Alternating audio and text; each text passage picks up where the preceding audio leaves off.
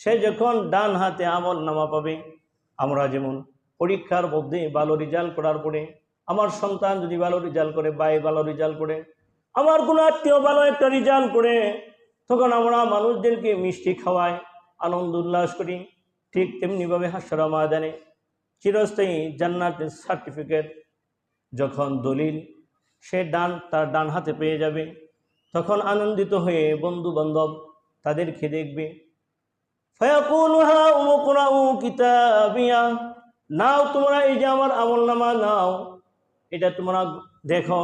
ফায়াকুলুহা, পড়ো, কিতাবিয়া, আল্লাহ পাক আমাকে আমলনামা দিয়েছেন, জান্নাত দান করবেন, তিনি ওয়াদা করেছেন, এই যে জান্নাতের সার্টিফিকেট। ফায়াকুলুহা উমকুরাউ কিতাবিয়া ইন্নী যানানতু আন্নী মুলাকিন হিসাবিয়া, আমি যখন দুনিয়ার জীবনে ছিলাম, লাগামহীন জীবনযাপন করি নাই, আমি 24টা ঘন্টা ভেবেছি আমার একদিন হিসাব দিতে হবে মানব জীবনের।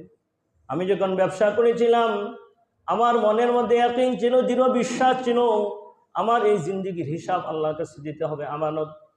আমি যা কিছু দুনিয়াতে করেছিলাম সব কিছু আল্লাহ পাকের এবং আল্লাহ রসুলের সুন্নাহ মোতাবেক আমি করেছি, বিরুদ্ধ আচরণ করি নাই। ইন্নী যানানতু আন্নী মুলাকিন হিসাবিয়া, আমি দৃঢ় বিশ্বাস ছিল আমি হিসাবের সম্মুখীন হব।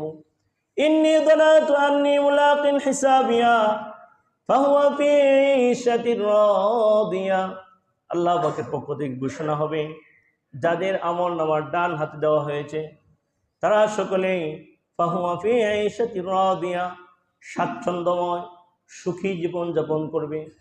ফাহুয়া ফি ঈশাতির রাদিয়া ফি জান্নাতিন আলিয়া, তারা অবস্থান করবে সুউচ্চ মহান জান্নাতের মধ্যে।